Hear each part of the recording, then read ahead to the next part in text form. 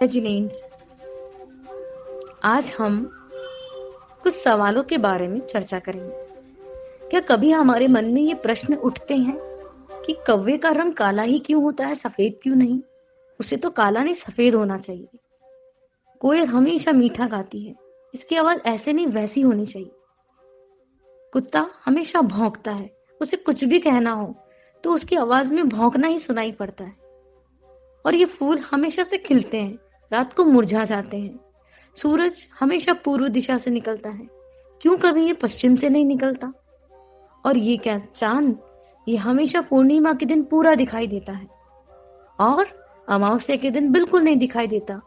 तो ये क्या चीज है कुदरत में? कभी भी ये सारी चीजें अपना स्वभाव नहीं बदलती। तो हम क्या करते हैं, इन सारे सवालों के जवाब हमें मालूम है कि कुदरत की बनाई हुई जो चीज जैसी है वैसी हमें स्वीकार है। इसीलिए हम इन चीजों से डिस्टर्ब नहीं होते, खुद को परेशान नहीं करते। लेकिन एक जगह ऐसी है जहां हम परेशान करते हैं।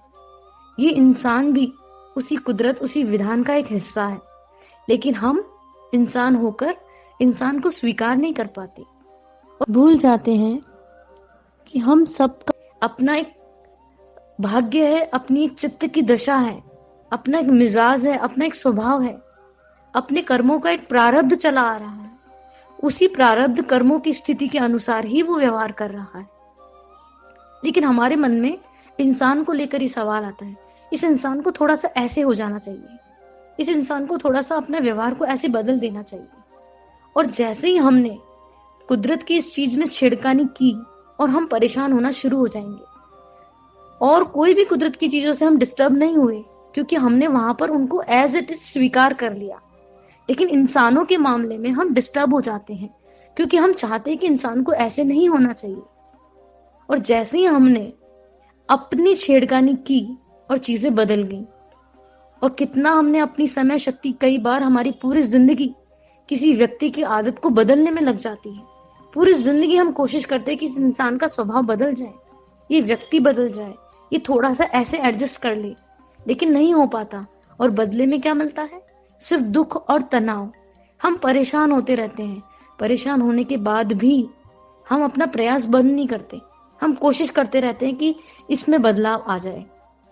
और यही हमारी तकलीफ का कारण है, क्योंकि हमने उसको स्वीकार नहीं किया। अगर हम उसको स्वीकार कर लेते ना, तो हमारी सारी समस्याएं हल हो जाती। दूसरी बात, आप देखिए जरा, कोई भी व्यक्ति किस चीज को बदलने में समर्थ है? हम सिर्फ अपनी चित्त वृत्ति को बदलने में समर्थ हैं। साधना से, अभ्यास से, अपनी चेतना को जागृत करके, अच्छे बुरे की पहचान करके हम सिर्फ अपने स्वभाव को बदलने में स्वाधीन हैं। दूसरों को बदलने की जिम्मेदारी हमारी नहीं है, और ना ही हम उसमें समर्थ हैं।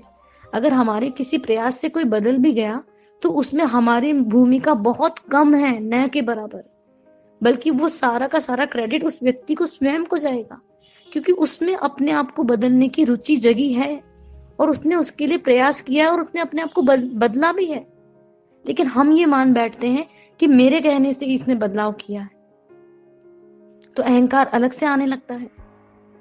तो हमें क्या करना है, जैसे हम कुदरत की सारी चीजों को स्वीकार करते हैं, उसी तरह से व्यक्तियों को भी स्वीकार करें।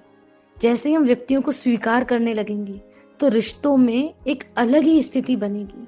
और सबसे महत्वपूर्ण बात, हमारा जो समय, शक्ति, ऊर्जा जिंदगी भर दूसरों पर खर्च हो रहा था, वो सब कुछ अब अपने विकास के लिए खर्च होगा। हम परेशानियों से तो बचेंगे ही, और साथ साथ अपनी शक्तियों का सदुपयोग भी कर पाएंगे।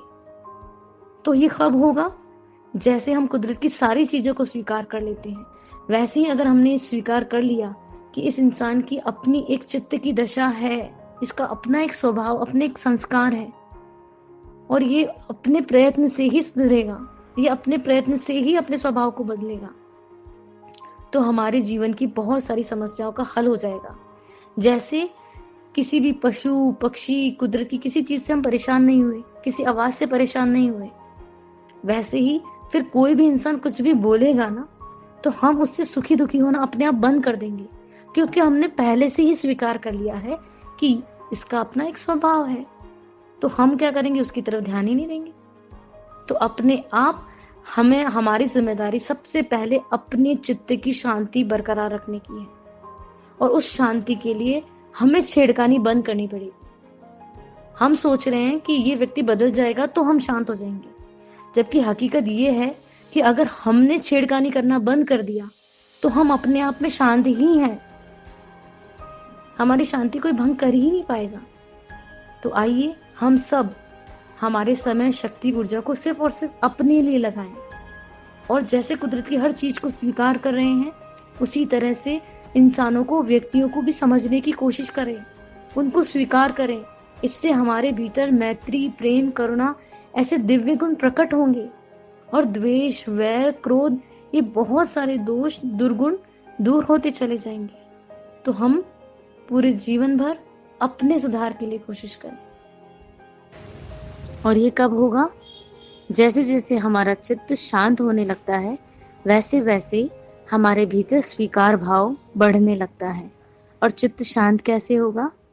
जैसे जैसे हम ध्यान, योग, साधना के माध्यम से लगातार अभ्यास करेंगे, वैसे वैसे चित्त शांति में भी मदद मिलेगी। जय जिनेंद्र।